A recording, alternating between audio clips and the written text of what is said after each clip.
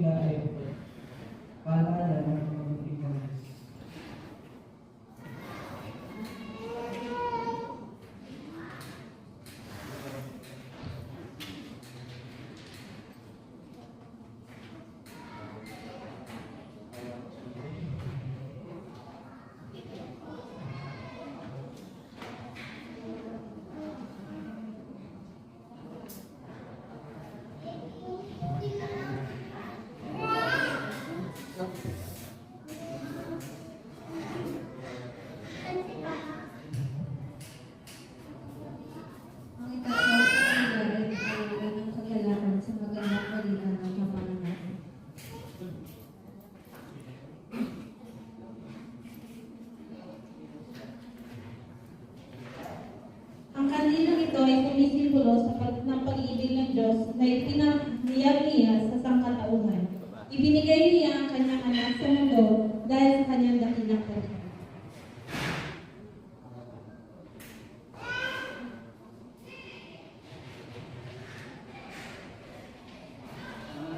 Ama naming Diyos, salamat po sa pag-ibig na pinakita ninyo sa amin sa pamamagitan ng pagsilang ni Jesus. Habang sinisindihan namin ang ika-4 na kandila, turuan ninyo kami magbahagi ng tunay na pag-ibig sa isa't isa at sa aming kapwa. Amen.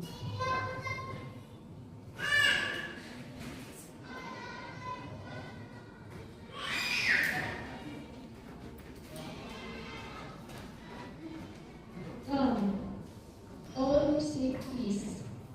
We come to prepare our hearts to find Christ heaven. The Lord is our peace and our hope. Let us worship God together. We cannot live in open him if there is peace on earth. Tayo.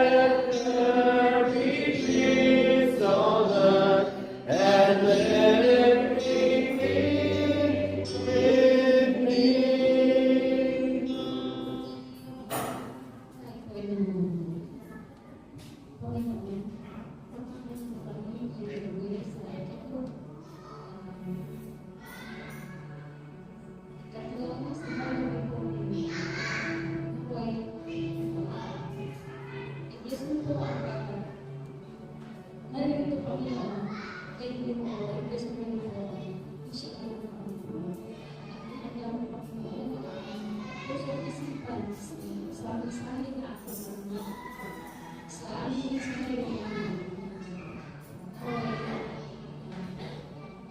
bigyan mo Panginoon, balino ko Panginoon, maunawaan sa aking Panginoon gawin namin ekspresyon namin sa pang-araw-araw na mga pamumuhay. Sa pangalan ng Jesus, Panginoon, ipagligtas. Diyos na magulang, pananahalan, ang kaharian, buwas sumapit, gawin nawang iyong kalooban, sa lumagayang nasa langit. Huwag mong kabalugod, gayon sa amin, ang araw-araw naming pagkain. Kami sa sayang ay patawarin, napapatawad sa kapwa rin. Huwag mo kami sa tukso'y tulunan, kundi iligtas sa kasalanan.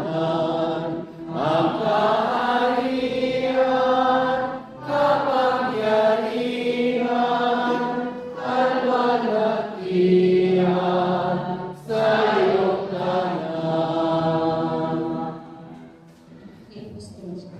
I believe in God, The Father Almighty, maker of heaven and earth, and in Jesus Christ, His only Son, our Lord, who was conceived by the Holy Spirit, born of the Virgin Mary, suffered under Pontius Pilate, was crucified, dead, and buried.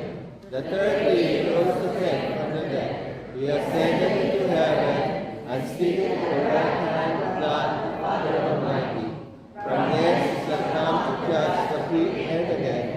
I believe in the Holy Spirit, the Holy Catholic Church, the communion of saints, the forgiveness of sins, the resurrection of the body, and the life everlasting.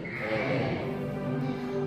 Glory be to the Father, and to the Son, and to the Holy Ghost, as it was in the beginning, is now, and ever shall be, world without end. Amen. Amen.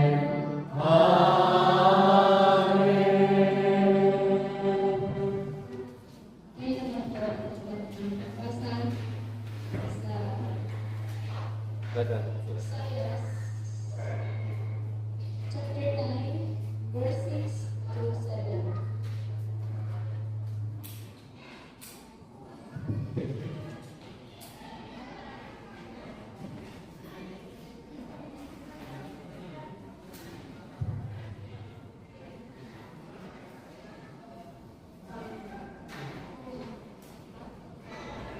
Sapagkat isinilang ang isang sanggol na lalaki para sa akin. Ibinigay sa kanya ang pamamahala at siya ay tatawagin kahanahang tagapagpayo. Makapangyarihang Diyos, walang hanggang Ama, prinsipe ng kapayapaan. Magiging malawak ang kanyang kapangyarihan at walang katapusan kapayapaan ang ipagkakaloob sa trono ni David at sa kanyang kaharian. Itatagad niya ito at pamamahalaan na may katarungan at katuwiran mula ngayon at magpakailanman. Isasagawa ito ni Yahweh na makapangyarihan sa lahat. At pinatawagan ko po ang susunod na babasa ko.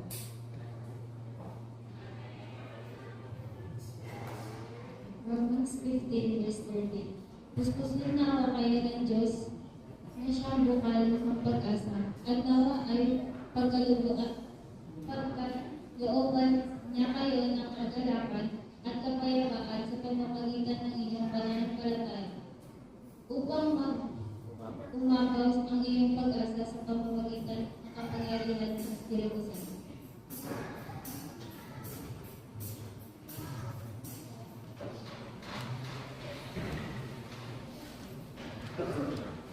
Babasahin ko sa inyo maging ng ating Panginoon Isus sa ikalawang panata ng sulat sa Lucas, mga talata 8 hanggang 14. Ito po yung sinasabi na doon may mga pastor na nasa parang at nagbabantay ng kanilang mga tupa ng gabi.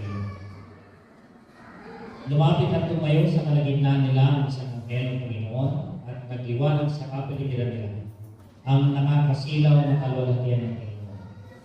Ganun na lamang ang kanilang pagkatakot. Ngunit sinabi sa kanila ng anghel, huwag kayong matakot. Ako'y may dalang magandang balita para sa inyo na magdudulot ng malaking kagalakan sa lahat ng tao. Sinila kayo sa bayan gabi ang inyong tagapagligtas, ang Kristong Panginoon. Ito ang inyong palatandaan. Matatagpuan ninyo isang sanggol na nababalot ng lampin at nakahiga sa isang sabsada. Bigla nilang nakita kasama ng anghel ang mga malaking grupo ng mga anghel sa kalayuan. Sila'y nagpupuri sa Diyos at umaawit. Papuri sa Diyos sa kaitaasan at sa lupa ay kapayapaan sa mga taong kinalulugdan niya. The word of the Lord.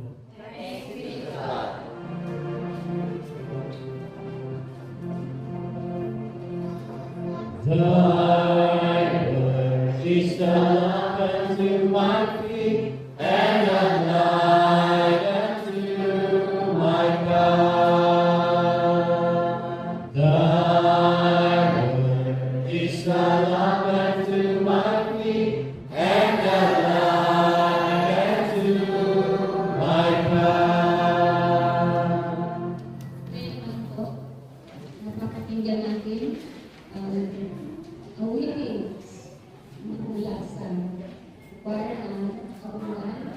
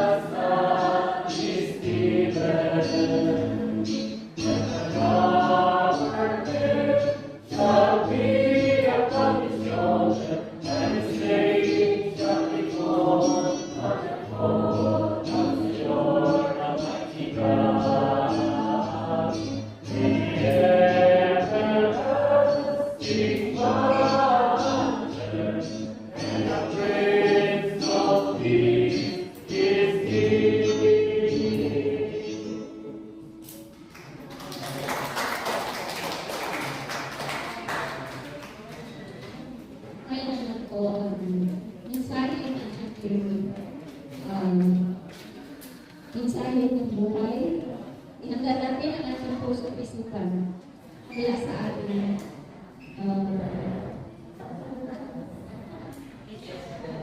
Mrs. Neresa.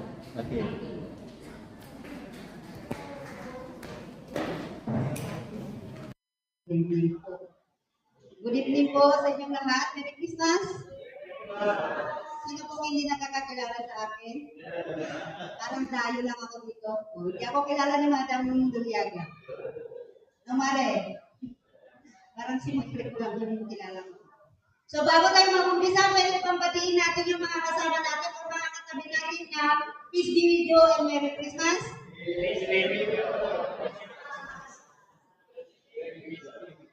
Oh, yan. So, ang ating teksto ngayon ay manggagaling sa John 14:27. At ito ang sinasabi sa wikang Ingles. Peace I leave with you, my peace I give you. At sa sa wikang Pilipino, at ito ang sinasabi, kapayapaan ang iniiwan ko sa inyo. Ang aking kapayapaan ang ibinibigay ko sa inyo. Hindi ito katulad ng kapayapaang ibinibigay ng mundo. Huwag na kayong mabalisa, huwag na kayong matakot. So, ang ating topic ngayon ay kapayapaan. Na palaging sinisermon pag simbang gabi. So, ito yung pinili ko, kapayapaan. Mga kapatid, naranasan niyo ba yung pagsapit ng gabi na kahit pagod na pagod ka na, ay hindi ka kaagad dalawin ng antok? O yung hindi ka mapakali? Mga araw na parang ang bigat ng dibdib mo, kahit walang nangyayari. At minsan, kahit ngumiti ka, ramdam mo ang unos sa loob mo. Lahat tayo naghahanap ng kapayapaan, pero madalas napupunta tayo sa maling direksyon. Sa trabaho, sa pera, sa relasyon, sa tagumpay, sa lakas ng loob, at minsan kahit sa sariling talino. Pero hindi pa rin tayo kontento. Hindi pa rin tayo payapa. Dahil hindi lahat ng nagbibigay katahimikan ay tunay na kapayapaan. Ang mundong ito ay kayang magbigay ng pansamantalang katahimikan. Pero tanging si Jesus lang ang nagbibigay ng kapayapaang hindi kayang sirain ng problema, luha o takot. May 4 na puntos na aking tatalakayin ngayon kung ano nga ba ang tunay na kapayapaan. Ang una, ang tunay na kapayapaan ay nagmumula sa presensya ni Jesus. Maraming tao ang naghahanap ng kapayapaan. Ngunit kung titignan natin mabuti, madalas itong hinahanap sa panlabas na bagay. Akala nila pag may pera, may kapayapaan. Kapag may magandang trabaho, tahimik na ang buhay. Kapag may karelasyon, hindi malamig ang gabi. Kapag okay ang pamilya, doon pa lang sila nakakahinga. Pero ang problema, lahat ng bagay na ito ay nagbabago. Ang pera nauubos. Ang trabaho pwedeng mawala. Ang mga tao ay pwedeng magbago. Kaya ang sabi ni Jesus, my peace I give you. Hindi peace ng mundo. Hindi peace na nakabase sa kalagayan. Hindi peace na pansamantala, kundi kapayapaang galing mismo sa puso niya. So, ibig sabihin nito, mga kapatid, ang tunay na kapayapaan ay hindi dumarating kapag ayos na ang lahat. Dumarating ito kapag kasama mo si Jesus. Kahit hindi pa ayos ang lahat, kaya kahit nasa gitna ka ng unos, kahit umiiyak ka, pwede ka pa rin maging payapa. Dahil ang presensya niya ay nagbibigay ng kapayapaan na hindi kayang basagin ng sitwasyon. So ang pangalawa, ang kapayapaan ni Jesus ay hindi nakabase sa sitwasyon. Sa John 14, hindi maganda ang sitwasyon ng mga alagad. Alam nilang papatayin si Jesus. May threat ng persecution. May kaba at pagkalito. May takot na baka sila ang susunod. Kung tayo kaya ang nasa sitwasyon ng mga alagad, siguro, ang gusto nating marinig ay, mga anak, huwag kayong mag-alala, mawawala rin ang problema. Ayusin ko lahat ang sitwasyon. Pero ang sinabi ni Jesus ay kakaiba. Peace I leave with you. Kapayapaan ang iniiwan ko sa inyo. Hindi niya inaalis ang kaguluhan sa paligid, pero nagbigay siya ng kapayapaan sa loob. Ito ang malalim na katotohanan. Si Jesus ay hindi nag-aalok ng problema o malayang pamumuhay, kundi presence-filled life o pamumuhay na puno ng presensya ng Diyos. Ang kapayapaan ng mundo ay nakabase sa kondisyon. May tatlo akong dito. So, pag sinabi ko yung isa, dudugtungan nyo. So, tignan natin kung sino makakakuha ng tatlo. Maging payapa ako kapag may pera ako. Mawawala ang stress ko kapag nakakapag-reband ako. Gagaan ang pakiramdam ko kapag nakakapag-shopee ako. So, sinong nakakuha ng tatlo? Wala, iba? Biblical? Kasi ito ay nakabase sa kondisyon. Mundo na nakabase sa kondisyon. So, pero ang kapayapaan ni Jesus ay nakabase sa relasyon. Magiging payapa ka dahil kasama mo ako. Kaya kahit hindi pa tapos ang problema mo, kahit hindi pa malinaw ang landas mo, at kahit hindi mo pa nakikita ang bukas, pwede ka pa rin magtiwala. Dahil ang kapayapaan mo ay hindi nakadepende sa resulta. Nakadepende ito sa Diyos na may hawak ng resulta. Ang pangatlo, ang kapayapaan ng Diyos ay nagpapabago ng buhay. Kapag ang kapayapaan ng Diyos ang pumuno sa puso, maraming nagbabago. Hindi man ang sitwasyon, pero ikaw mismo. Ang una, anong binabago? Una, binabago niya ang takot mo. Hindi ito nagiging paralyzing fear, nagiging faith. Ang pangalawa, binabago niya ang pag-iisip mo. Kung dati nag-overthink ka, ngayon, marunong ka nang magpahinga sa Diyos. Hindi na ikaw ang laging may hawak ng lahat. Hinahayaan mo ang Diyos ang magdala. So ang pangatlo, binabago niya ang puso mo. Kung dati, puno ka ng sama ng loob, tampo at galit, unti-unti ang kapayapaan niya ang nagpapalambot sa puso mo. Mas madaling magpatawad, mas madaling umintindi, at mas madaling magmahal. At ang pang-apat, binabago niya ang pananaw mo. Hindi mo na tinitignan ang buhay sa lente ng problema, kundi sa lente ng pangako ng Diyos. Ang kapayapaan ay hindi lang pakiramdam. Ito ay kapangyarihang nagpapalakas, nagpapaluwag, at nagbibigay laya sa iyo. Kaya may mga tao kahit may pinagdadaanan, naging inspirasyon pa rin. Bakit? Dahil may kapayapaan silang taglay, hindi galing sa mundo, kundi galing kay Kristo. So ang pang-apat natin na puntos, tinatawag tayong maging tagahatid ng kapayapaan. Sa Matthew 5 verse 9, at itong sinasabi, "Blessed are the peacemakers." Ang tunay na peacemaker ay hindi lang yung tahimik, hindi lang yung umiiwas sa kaguluhan, hindi lang yung bahala na sila, hindi ko na pakikialaman. Ang peacemaker, nagiging tulay, hindi pader. Nagdadala ng pag-unawa, hindi apoy. Nag-aabot ng kapatawaran, hindi patalim. Nagdadala ng presensya ng Diyos kung saan may kaguluhan. Hindi ito madali. Hindi madali ang pagiging isang peacemaker. Minsan, kailangan mong magpakumbaba. Minsan, kailangan mong humingi ng tawad kahit hindi ikaw ang may mali. Minsan, kailangan mong magpatawad kahit masakit. Minsan, kailangan mong magmahal kahit hirap. Pero bakit natin ginagawa? Dahil daluyan tayo ng kapayapaan. Natural na dadaloy ito sa mga taong nasa paligid mo.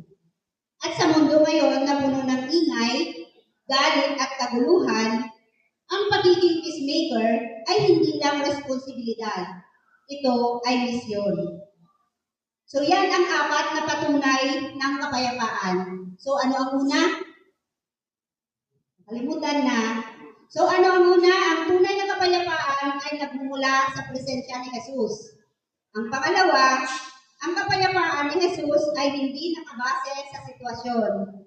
At ang pangatlo, ang kapayapaan ng Diyos ay nagpapabago ng buhay.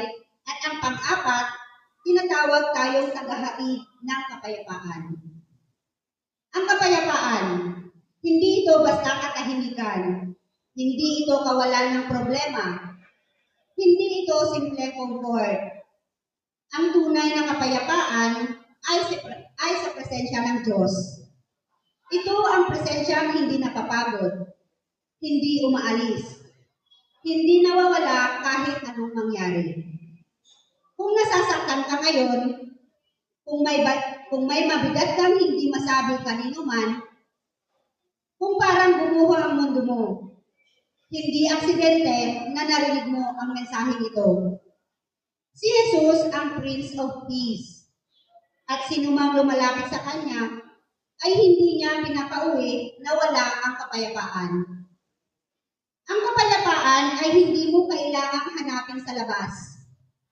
Ito ay ibinubulong niya sa puso ng lumalapit. Tanggapin mo siya. Hayaan mo siyang pumasok sa takot mo. Hayaan mo pumasok sa gulo mo. Hayaan mo siyang pumasok sa iniiyakan mo tuwing gabi. Kapag nandoon siya, kahit gaano kadilim, laging may liwanag. At kahit gaano kagulo, laging may kapayapaan. Mga kapatid, sa dulo ng lahat ng pinag-usapan natin, ito lang ang gusto kong iwan sa puso niyo. Ang kapayapaan ng Diyos ay hindi kailanman nakadepende sa ganda ng sitwasyon, kundi sa laki ng pagmamahal niya sa atin. Marami sa atin ang dumating dito nang may dalang takot. May iniindang problema. May mga tanong na hindi masabi. Mga takot na hindi maamin at mga bigat na pilit tinatago sa likod ng ngiti. At minsan may mga gabi tayong parang sumisigaw ang puso pero walang lumalabas na salita. Pero sa oras na ito, hayaan ninyong sabihin ko ito ng buong katotohanan. Hindi kailanman nagkulang ang Diyos sa pagbibigay ng kapayapaan. Minsan lang tayo ang nauubusan ng lakas para tanggapin. Kaya ngayong sandali, huminga tayo ng malalim. Dahil ang Diyos na nagbigay ng kapayapaan sa gitna ng bagyo, ang Diyos na nagpatigil sa alon, ang Diyos na nagsasabing, do not be afraid, ay siya rin Diyos na humahawak sa kamay mo ngayon. At kahit hindi mo pa nakikita ang dulo, kahit hindi mo pa alam ang sagot, kahit hindi mo pa nare-resolba ang lahat, may kapayapaan ka nang pwedeng angkinin. Dahil ang presensya ng Diyos ay sapat. Uuwi tayo, hindi bilang mga taong walang problema, kundi bilang mga taong may Diyos na mas malaki kaysa anumang problema. At sa mga susunod na araw, kung sakaling maramdaman mo muli ang bigat, alalahanin mo, hindi kailanman lumalayo ang Prince of Peace. At kung kasama mo siya, kahit gaano kagulo ang paligid, pwede ka pa rin maging payapa. At pwede ka pa rin maging daluyan ng kapayapaan para sa iba. At ngayong Pasko, nawa ang kapayapaang ito ang maging ilaw natin sa gabi. Lakas natin sa umaga at siguradong sandigan natin sa bawat hakbang. Bago tayo magtapos, may isi-share lang akong parang napanood ko ito sa isang vlogger. Ito ng inner peace or panloob na kapayapaan. Ganito ang sabi. When God wanted to make David a king, He didn't give him a crown. He gave him Goliath. When God wanted to raise Joseph to the palace, He didn't give him a shortcut. He gave him prison. When God wanted to make Esther a queen, He did not give his comfort. He gave her a crisis. And when God wanted to make Moses a leader, He didn't give him a stage. He gave him a wilderness. Kapag nakaka-experience tayo ng challenges in life, iniisip agad natin, pinapahirapan tayo ni God. Pero what if hindi naman pala tayo pinapahirapan? Baka He is just preparing us. David wouldn't be a king without facing Goliath. Joseph wouldn't have reached the palace without a prison. Esther wouldn't have been a queen without the courage born from crisis. And Moses wouldn't have led people to freedom if he didn't learn humility in the wilderness. Kaya minsan, kapag ang hirap ng pinagdadaanan mo, hindi ibig sabihin na sinasabi ni Lord na no. Baka sinasabi lang niya, hindi ka pa ready. Hindi dahil mahina ka, kundi dahil inihahanda ka lang niya. Kasi hindi naman binibigay lang ni God kung ano yung gusto natin sa buhay. Binibigay niya kung ano yung kailangan natin. So we can become who we are meant to be. So we can become who we are meant to be. Yun yung madalas nating nakakalimutan. When we ask for success in life, God give us challenges. When we ask for blessing, God gives us lessons. Gusto kasi natin lagi ay shortcut. Pero the real growth happen when the days get tough. Nangyayari yan sa mga panahon na gusto mo nang sumuko, pero pinipili mong magpatuloy. Kaya kung nasa mahirap kang sitwasyon ngayon, just remember, pinaghahanda ka lang ni God. Binubuo lang niya yung character mo, yung patience mo, yung strength mo. Baka yung setback na nararamdaman mo ngayon, hindi pala ending. Baka set up lang yan who you really meant to be. Amen.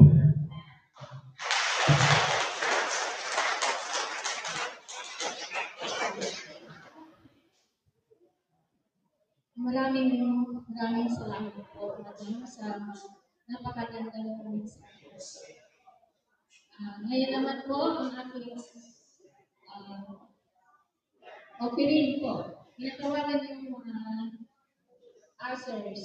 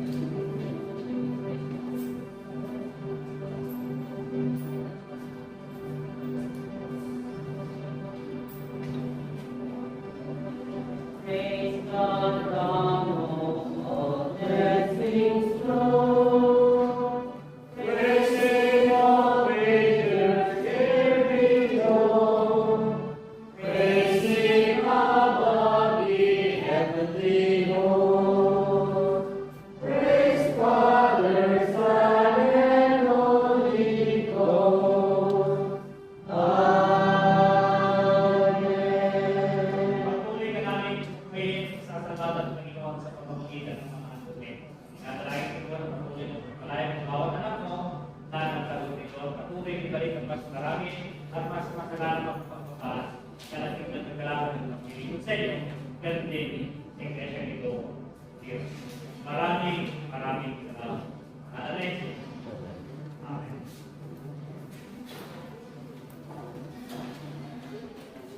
Ngayon naman po, awaiting natin ang closing hymn. It came upon the midnight prayer.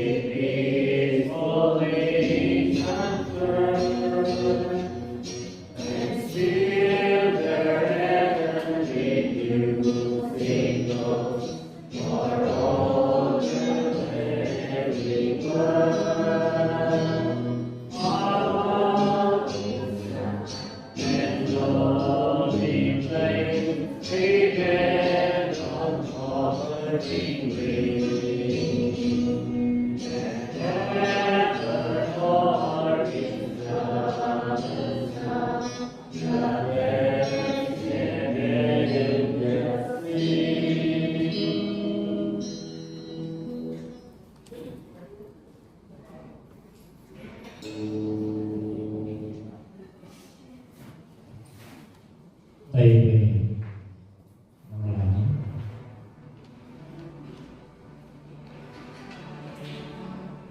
Panginoon, maraming salamat po. Dahil sa patuloy na biyayang ibinagkaroon at pinagkakaroon sa amin sa araw. Kami ay patuloy na magpupuri at magpapasalamat sa inyo dahil sa patuloy na kalakasan, sa patuloy na buhay, kalakip ng pagkakataon may pagpatuloy din, Panginoon, ang bawat responsibilidad na naipagkatiwala sa balik ng bawat isa. Lalo-lalo na, Panginoon, sa aming paglilingkod sa inyo bilang aming Diyos at tagapagligtas. Pinupuri ka po namin, Panginoon, at pinasasalamat sa gabi nito. Sa pamamagitan ng mga witing iyong Diyos na siyang patuloy na magbibigay sa amin ng inspirasyon, magbibigay sa amin ng kagalakan. Magawa po namin ngumiti at patuloy na umasa, Panginoon, sa inspirasyon tulad nito sa aming Diyos. Kami din ay patuloy na magpapasalamat, Panginoon, sa gabi nito. Dahil sa mensahe ng buhay na amin pong napakinggan, na amin pong tinanggap, Panginoon, sa gabi nito. Maraming salamat po sa iyong anak na ginamit mo sa oras na ito upang patuloy na ihatid at naiparating sa amin, Panginoon, ang mensahe ng kapayapaan. Pagpalain mo po siya, ang kanyang buhay, ang kanyang pamilya na kinabibilangin, Panginoon, upang may pagpatuloy po niya na makapaglingkod sa iyo bilang kanyang Diyos at ipapagligtas. Ama naming mapagmahal, maraming salamat po sa gabi nito. Muli sa iyong presensya na nagdadala ng liwanag at pag-asa.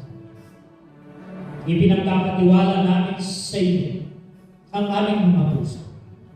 Naway mapuno kami ng kapayapaan na nagmumula sa iyong presensya at kapangyarihan. Kapayapaan higit sa lahat na siyang nagbibigay din sa amin ng pagmamahal. Panginoon, patuloy naman na may paalala mo sa amin ang mensahe nito sa gitna ng kaguluhan at pamamahal.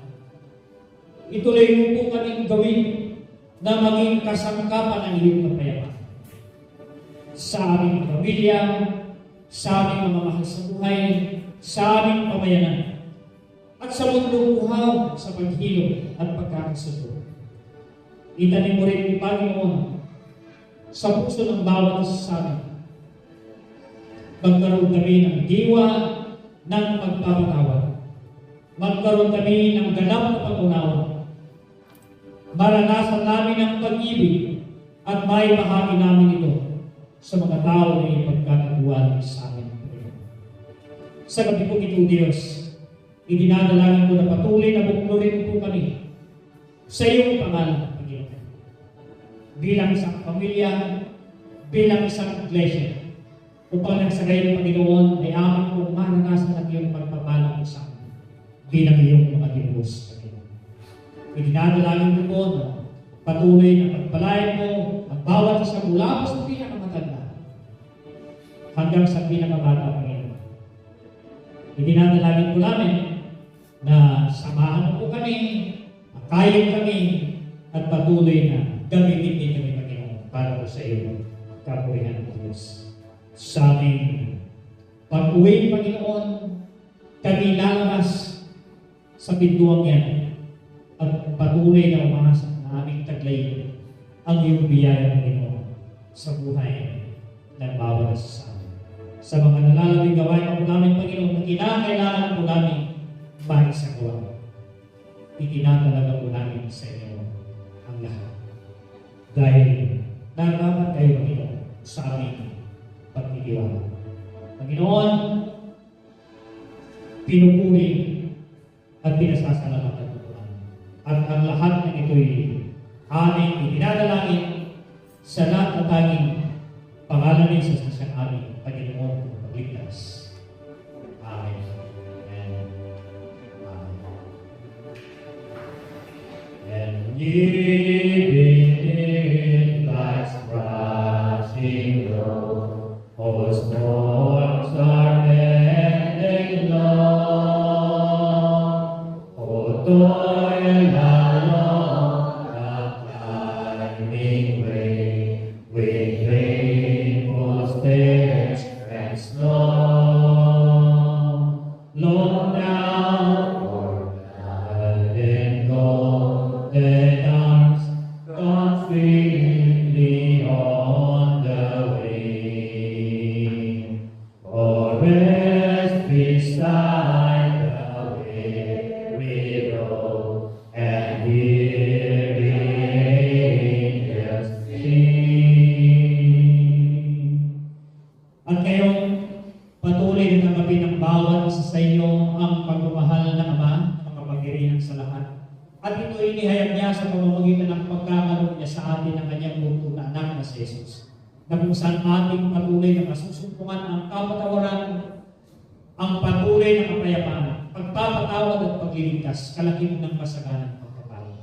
Ang kapangyarihan, ang kagalingan, at ang pamumuno ng Banal na Espiritu, ang sinawang patuloy na sumainyo sa mga sandaling ito at sa mga araw ang darating. Amen.